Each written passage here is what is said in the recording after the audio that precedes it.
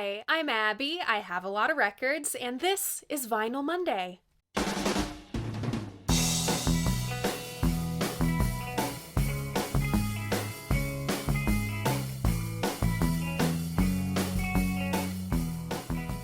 So welcome back, or welcome if this is your first time here. Vinyl Monday is the who, what, when, where, why, and how do I feel about classic albums in my collection. If 30-minute episodes aren't your thing, don't worry. I also do Vinyl Monday in 60 seconds here on my channel, over on my Instagram, as well as TikTok. Speaking of Instagram, before we jump into this week's episode, I wanted to thank you all for 25,000 followers on Instagram and a big milestone that I've been holding out for here on YouTube, 33,333 subscribers. That's 33 and a third, the revolutions per minute of music on an LP. Kinda perfect considering. To celebrate, I've teamed up with Harvest Art Gallery to host my very first giveaway of one of these gorgeous framed LPs. Mine is Layla and Other Assorted Love Songs, obviously. But if you win, yours can be whatever album you like. All you have to do to enter is follow me on Instagram, follow Harvest Art Gallery's page, comment which album you'd like to have on my post, which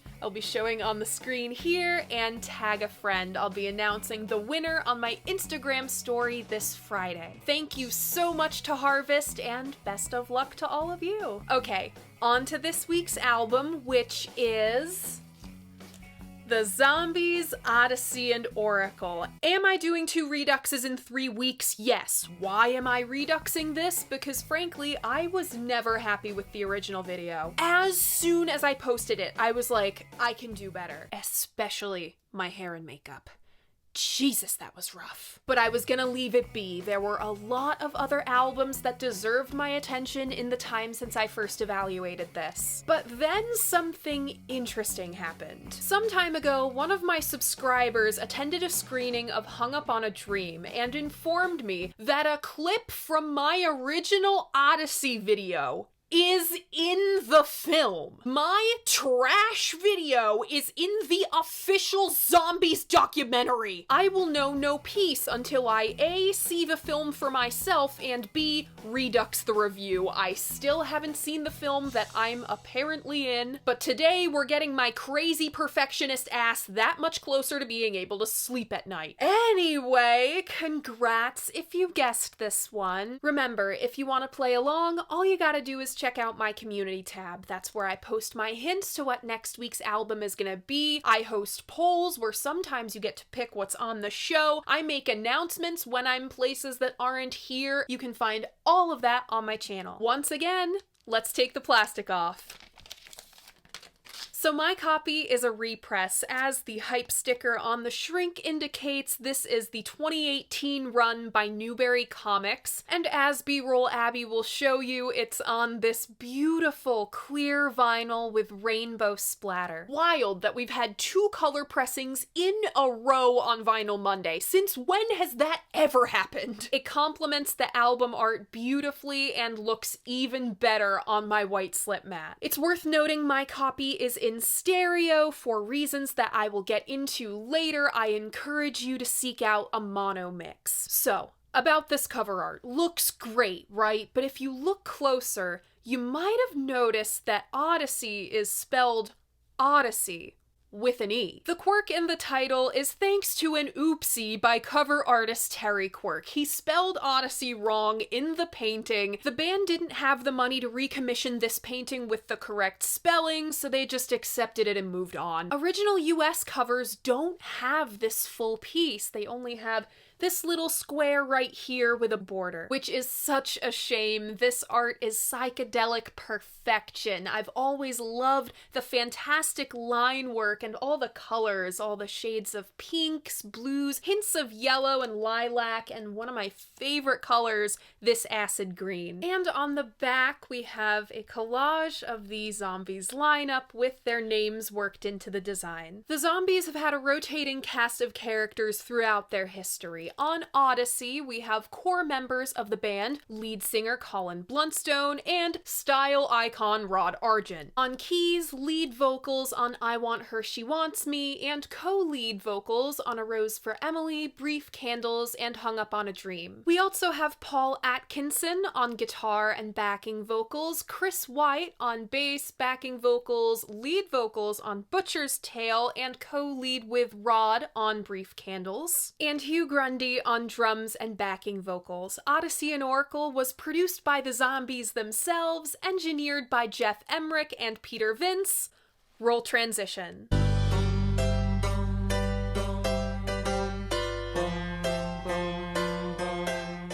It's 1967, and the Zombies have been shit out of luck for 2 years. That didn't make anywhere near the satisfying slapping noise the throwing albums usually does. They put out their first record, Begin Here, back in '65. It's a pretty standard pop release for the time, half originals and half standards, with one standout song, She's Not There. Why did this song catch the way it did? For one, it was the height of the British invasion. Of course a band of British boys with floppy hair is gonna do well. But a couple months before She's Not There was released, the defining bossa nova tune, The Girl from Ipanema, was released as a single. Gets Gilberto subsequently broke through here in the States and started a full-on bossa nova craze, becoming one of the best-selling records of the year. She's Not There was an accidental double whammy, a British pop tune with a Latin feel. But since then, they'd only had one other hit, Tell Her No. It did a lot better here in the States than it did in Britain. Side note, I discovered Tell Her No through my first go-around with Odyssey, and it's since become one of my favorite Zombies tunes. In the years since Begin Here's release, psychedelia took a strong hold on pop. The Beatles were dabbling in it as early as Norwegian Wood on Rubber Soul in '65. They refined it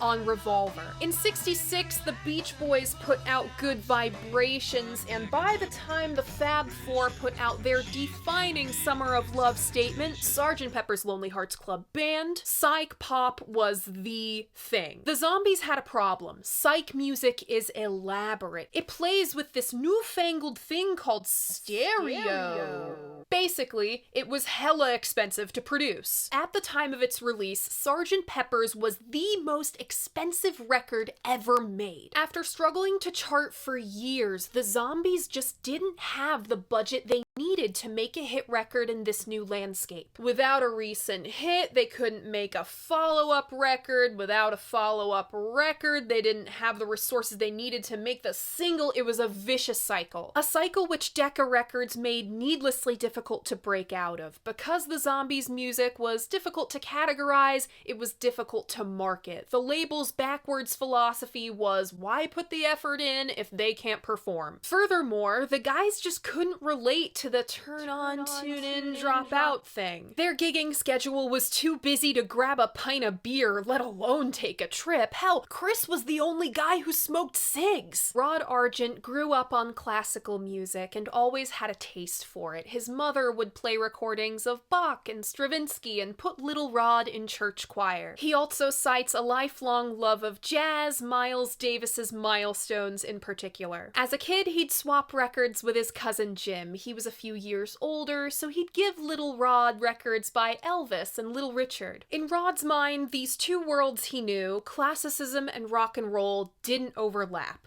That is, until Pet Sounds. It got Rod completely rethinking his approach to music. He, quote, used to start with the bass and drum phrases. Brian thought very much in that way as well, these melodic bass lines, etc. I'd be thinking that way if I had Carol Kay at my disposal too. But with Pet Sounds, it struck me that he'd taken that to another level, and I wrote my songs on Odyssey with those things in mind, these sort of compositional elements. The way that Brian constructed the songs on Pet Sounds in such a masterful way really excited me. Pet Sounds sort of pointed out what you could do. Thus, Rod combined the structure and harmonies from classicism with pop writing sensibilities. Somehow, the Zombies were able to jump ship from Decca to CBS in hopes of revitalizing their career and finally following up Begin Here. But they didn't really jump ship from Decca to CBS. They jumped from little subsidiary Parent Records to another little subsidiary Date. So take that narrative of the making of Odyssey and wipe it out. Odyssey and Oracle was recorded at EMI Studio 3 between June and November of 1967. Who had just exited Studio 3? Pink Floyd recording their debut album, Piper at the Gates of Dawn. Man, between Floyd, the Beatles, and this, EMI was booked and busy in 67. The Zombies were the first non-EMI group to ever record at the studio. How did that happen?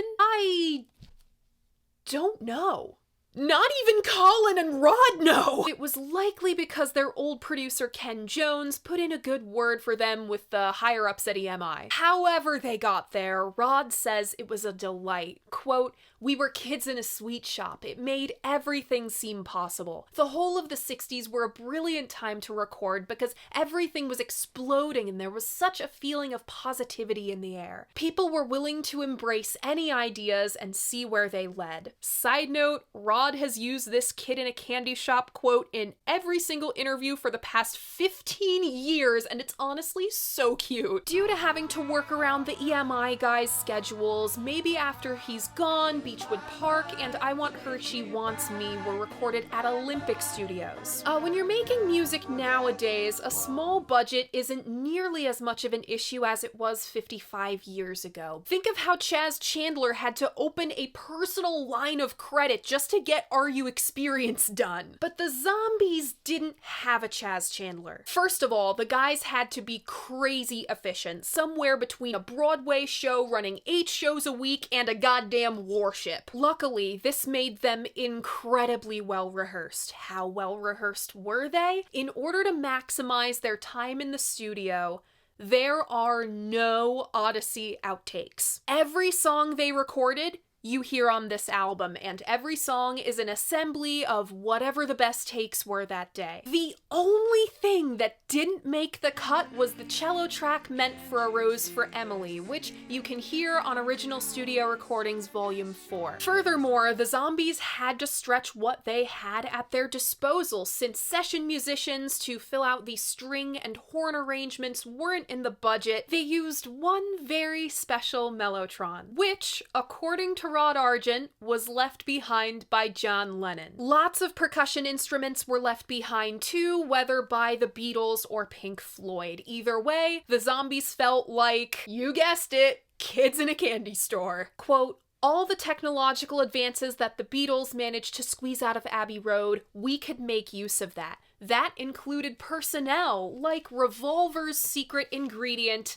engineer Jeff Emmerich. He was the new kid on the block, would have been about 21 years old recording Odyssey, so he really got what the Zombies were trying to do. All these musical influences and spectacular circumstances conspired to take the Zombies in a now beloved niche subgenre of mid to late 60s pop music. What is Baroque pop? It takes psychedelia's affinity for the Baroque. Think classicism, a bouncy feel, harpsichords or an emphasis on keys in general, and a lyrical flair for the poetic, and applies it to a pop writing sensibility. Odyssey accidentally becomes the prime example of Baroque pop. Other examples we might cite: Pet Sounds, Eleanor Rigby and For No One off Revolver, or a record by another group that, like the Zombies, flew completely under the radar in their time but gained recognition later, Walk Away Renee, Pretty Ballerina by The Left Bank. Wonderful album, horrible title. Another hallmark of Baroque pop,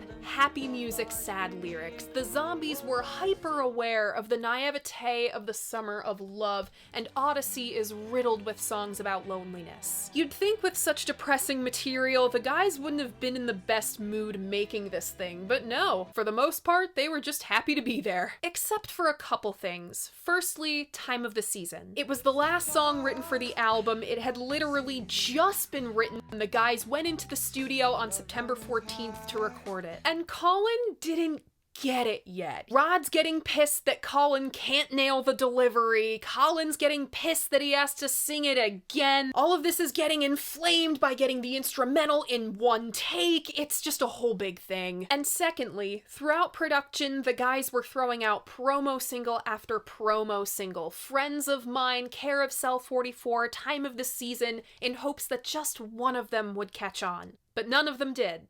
They all flopped. So the guys come to the mutual decision that, okay, clearly this isn't gonna work. After this, we're packing it in. Odyssey was first mixed in mono and brought to CBS that way. But this was 1968, and it was all about stereo now. Until 66 or 67, labels didn't really care about stereo mixes. It was a novelty thing. That's why we hear some whack shit on records like Are You Experienced and Piper. The engineers were literally just fucking around. But in the time between Begin Here and Odyssey, labels started to take stereo seriously. CBS demanded a stereo mix, but the guys already spent their whole budget making this thing. So Rod and Chris had to foot the bill themselves, and the track listing of Odyssey and Oracle goes as follows.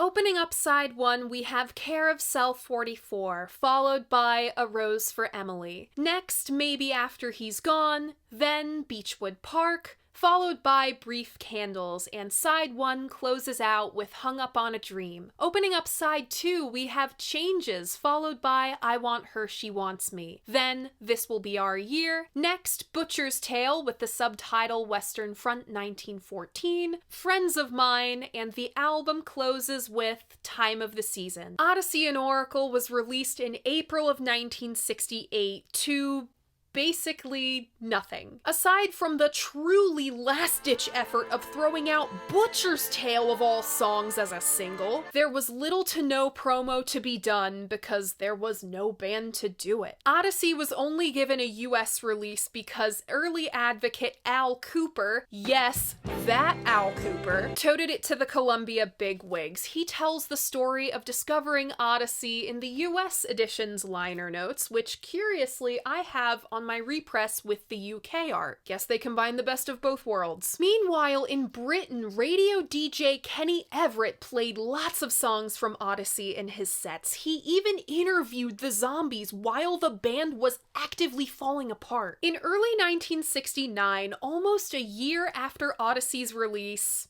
something funny happened. Date Records re-released Time of the Season with Friends of Mine as the B-side, and it finally broke in the States, peaking at number 3 on the Billboard charts in March. To capitalize on the hit, the Zombies went on the promo circuit. Or did they? Seeing as the Zombies were still relatively obscure over here when they broke up, the general public wasn't aware. Bill Kehoe at Delta Promotions was. He took one look at one of his cover bands, went, they kind of look like the guys in the photos, send them on tour. Meanwhile, in Texas, there's a second fake Zombies. A second Fombies, if you will. They weren't nearly as involved as Fombies the First. The only zombie song they had on their set was Time of the Season. But it's who was in this band that makes it notable. ZZ Top? Chris was deeply hurt about the idea of Fombies running around, but Rod didn't really mind. He was too busy going solo to care. Somehow, Delta got away with the Fombies until 1970 when they tried to pass off one of their bands as the Archies. Lesson learned. Don't fuck with Don Kirshner. After that spectacle, the Zombies went quiet. Or rather, stayed quiet. Some stayed in music, others worked day jobs. But Odyssey spoke for itself. Through its early purveyors like Al and Kenny, word of mouth, and crate diggers rooting through cutout bins, it built a small but devoted cult following. To the initiated, like fellow vinyl YouTuber Melinda Murphy, what the fuck is his name? Tally Hall drummer. Tally Hall. Ross Fetterman. Tally Hall drummer Ross Fetterman and myself, Odyssey is known as one of the great pop records of the 60s. The Zombies have reunited to tour Odyssey a few times, and in the time since I made my original Odyssey video, they've made a comeback in a big way. After 7 years out of the studio, they followed up their 2015 effort, Still Got That Hunger, with Different Game. Thank you to the subscriber who snagged me this autographed copy. And thanks to their hardworking social media team, the guys have cropped up on a lot of younger fans' radars. Most recently, I'll Call You Mine was used in the end credits of Zelda Williams' directorial debut, Lisa Frankenstein. Fantastic soundtrack, even better film. Cole Sprouse staggering around doing zombie things for 2 hours stole the show. Oh hey, I forgot to mention, Rod's cousin Jim is the bassist of the Zombies now. I also forgot to mention that cousin is Jim Rodford of the Kinks? None of you were gonna tell me this? Anyway, congratulations to the Zombies for this newfound success, both with Different Game and this. What do I think of Odyssey?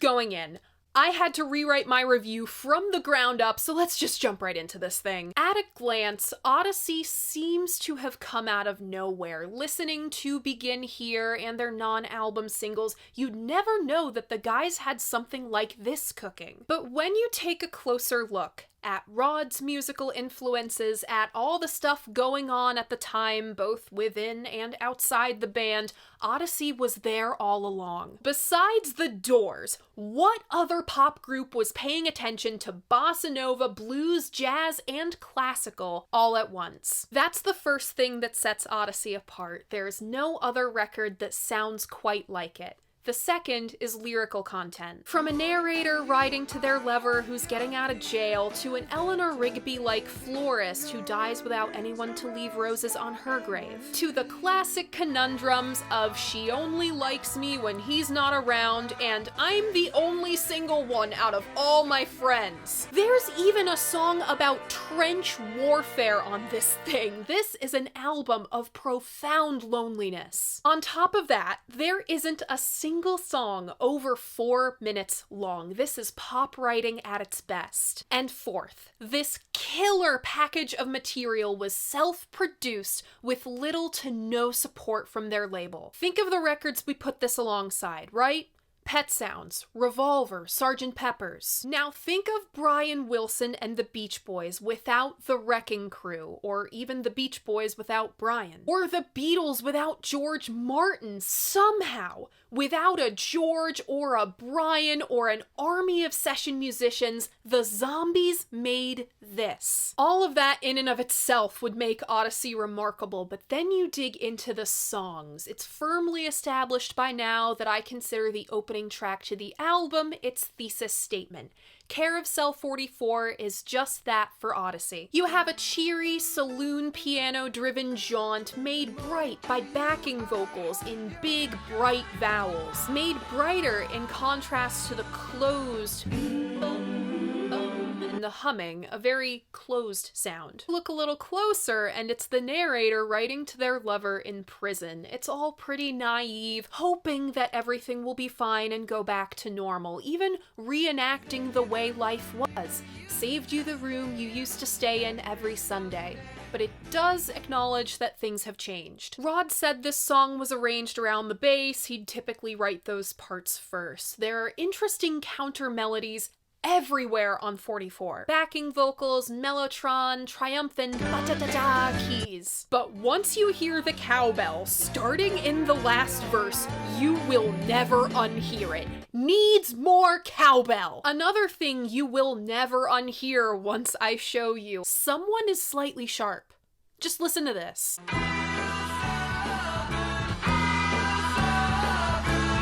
Next is A Rose for Emily, the most overtly Beatlesque song on the album. Like I said, its titular Emily character is Eleanor Rigby-like, and this uses a similar chord progression to what Paul used in For No One. Having a gloomy track like Emily right off the back of 44 is an unorthodox choice, but I don't hate it. It further explains what this record is going to be. On my studio mix, there's a subtle ebb and flow within the piano, putting some distance between it and the listener. It paints some detail into the sparse instrumental. Since this is just piano, the vocals pull a lot of weight. First, follow the main vocal line.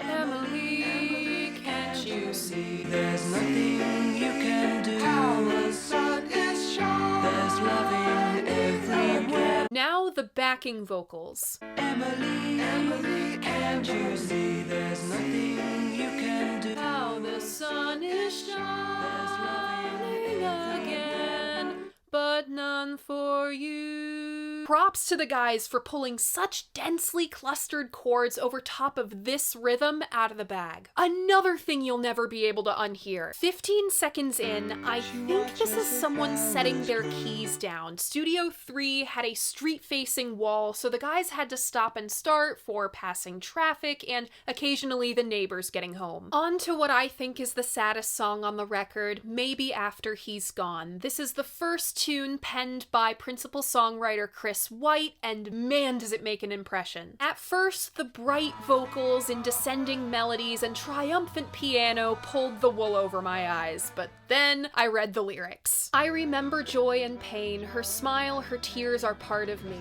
I feel I'll never breathe again, I feel life's gone from me. Maybe after he's gone, she'll come back, love me again.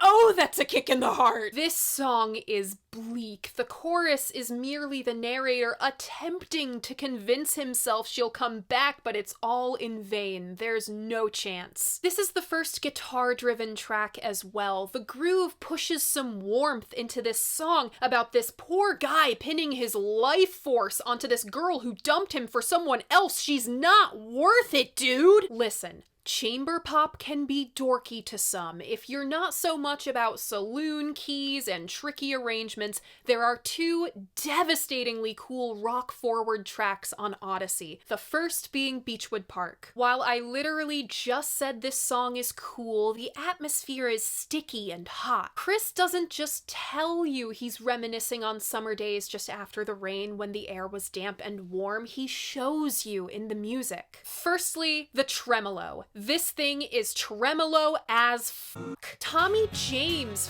famously used this psyched out sound technique on Crimson and Clover the same year. On Beechwood, it feels like waves of heat reverberating up from a wet sidewalk. Aside from the guitar, the organ anchors this thing, keeps the heat oppressive, but it's balanced. Hugh keeps the drumming light with some little rolls as punctuation. Then, the guys give you the cool breeze in the form of this fresh waving in. I'm sorry, Chris, I do have to make fun of you for rhyming mind with mind. Apparently, the Zombies had a thing for Shakespeare. The OG's liner notes paraphrase The Tempest, and Brief Candles is named for a line in the Scottish play. It's a stately song about reminding yourself that this too shall pass, and that there have to be bad times in order for there to be good times. His sadness makes him smile. It's reserved in philosophy with very classical sounds. I think of the stiff British upper lip. As lofty as the lyrics are, this thing isn't too serious. Through the chorus, brief candles in his mind, bright and tiny gems, we hear little glinting sound effects. It's a playful touch. The Zombies really should have been engineers because man can they build a bridge. They knew how to use a key change and a time sig change to take us on the journey of the song. The Brief Candles bridge is punchy. It feels like it's flying. By some divine timing, right after the guys conclude the final chorus, it sounds like there's a dump truck. Chris, Rod, Colin, if you see this, can any of you confirm any of what I'm hearing? And the piano dancing away from us, just Mwah. Hung Up on a Dream is an ode to the flower children from the outside looking in. I pick up on a possible shout to Simon and Garfunkel's Sound of Silence. Hello, darkness, my old friend. I can't help but think of When My Eyes Were Stabbed by the Flash of a Neon Light when I hear With Neon Darkness Shimmering Through the Haze. Full stop.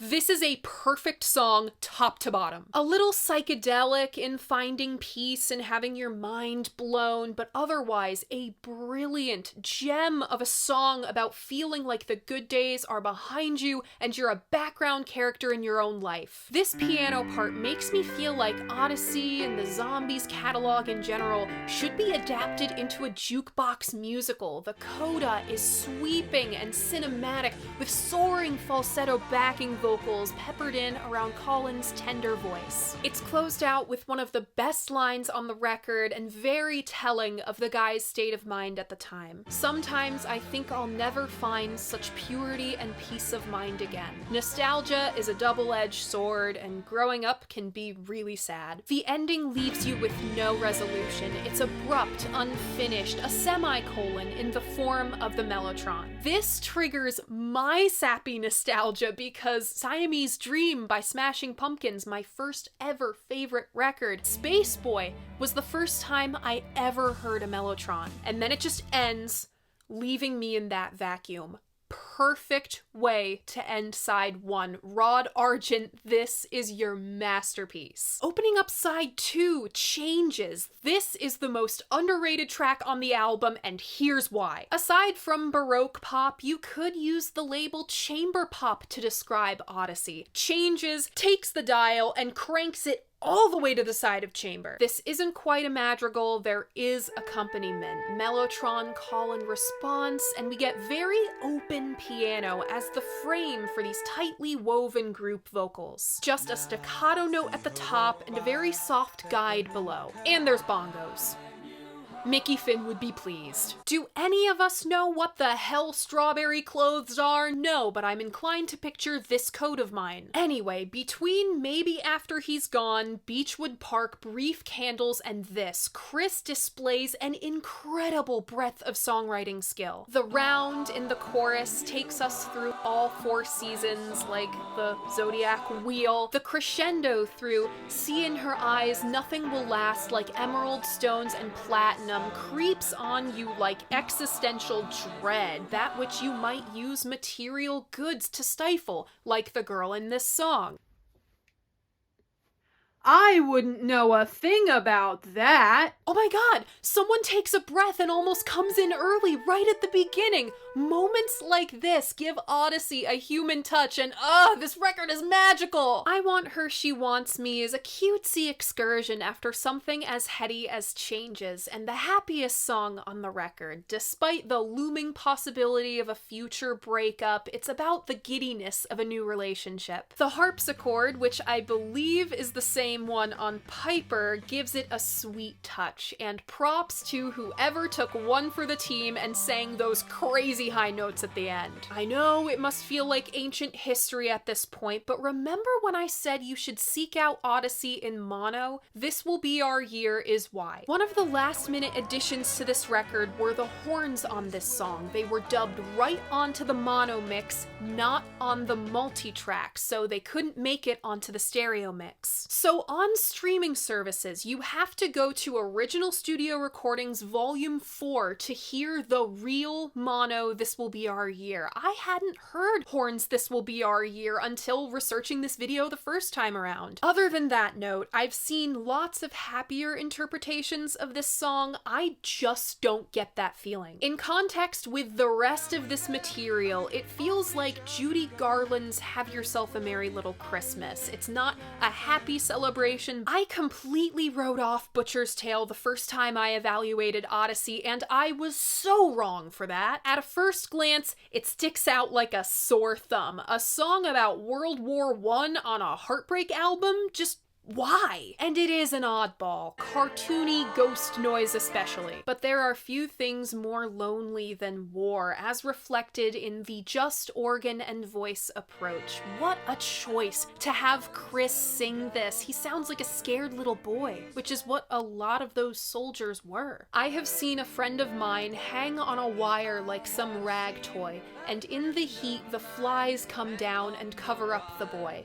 In a sea of anti-war songs, Butcher's Tale might be the most explicitly graphic I've featured. Friends of Mine is a song about watching all your friends fall in love and get married, and oh god, if this isn't the Elder Zoomer experience. I'll be 25 in June, and every time I open Instagram, I see hard launch here, engagement shoot there, oh pretty, a wedding shower, oh my god, when did they have a kid? This isn't the best song on Odyssey, but it is the cutest in its own grin and bear it way. Speaking of weddings, fun fact, 2 of the couples name dropped in this song got married. Closing out the album is Time of the Season, the other devastatingly cool track. It's almost too cool to be here. I've seen people saying this doesn't fit, and they're kinda right, but sonically it fits with Beechwood Park, and it's the clearest choice for a single to lift this record off the ground. So I get why it's here. It straddles the line between summer 1967 and summer of 1969, summer of love versus free love. After a pretty somber album overall, this is one of the welcome light spots. It's a jazzy psych pop tune, equal parts composition and improvisation. I can always tell when Rod wrote something because Time of the Season is very bass-centric, and that bass part is dynamic. Plus,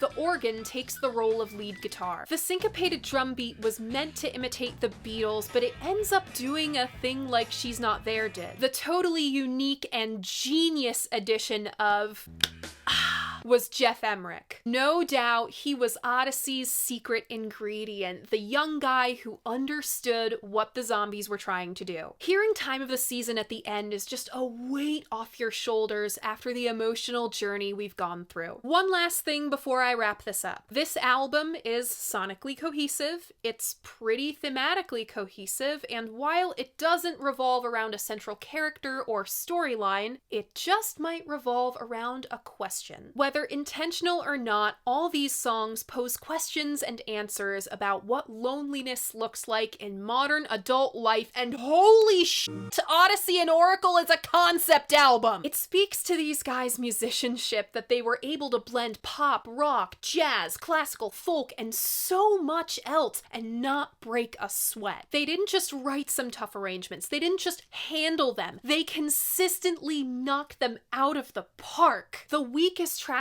on Odyssey would be the strongest on the albums of a lot of their 1968 peers. I say 1968 peers because this is such a solid body of work. It put the Zombies in league with the 2 biggest bands of the 60s. Odyssey is everything pop music should be, considering the incredible circumstances. It is a miracle we ever got this thing. But if there's any proof the hardest times reap the greatest rewards, it's Odyssey and Oracle. My personal favorites on this one are Care of Cell 44, Beechwood Park, Brief Candles, Hung Up on a Dream, Changes, and Time of the Season. Remember, if you want to keep up with all of my favorites from all of the Vinyl Mondays, I have a Spotify playlist linked in my description. I update it every week. And that's it! That's the Odyssey and Oracle Redux, the re-Odyssey, if you will. What do you think of this album? What do you think of the Zombies? Leave a comment letting me know. I love hearing what you guys have to say about albums that I love. And remember, despite what some guy on the internet has to tell you, your opinion matters. If you like what I do here, you should like this video and subscribe to my channel. I post new episodes of Vinyl Monday every Monday morning at 11. Thank you so much for watching, and I'll see you guys next week. Bye!